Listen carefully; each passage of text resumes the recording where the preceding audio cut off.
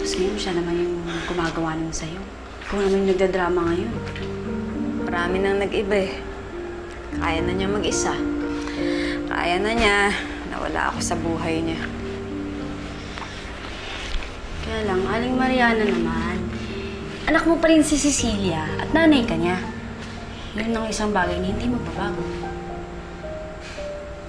Ikaw na ang bahala sa best friend mo, ha? Hindi po ganun. Kung talagang desidido ka na, eh, sasama kami ni Dandoy sa'yo. Sama-sama tayong aalis dito.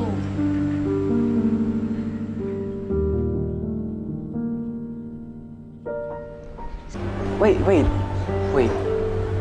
Ano ba yung problema?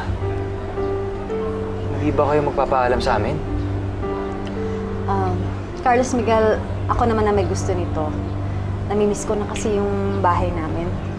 Nay Mariana, dahil ba ito sa pag-aaway niyo ni Cecilia? Akala ko ba naayos na?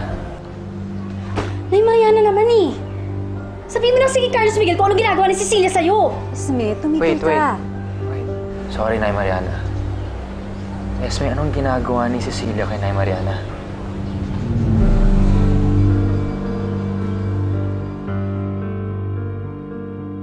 Sige, Grace.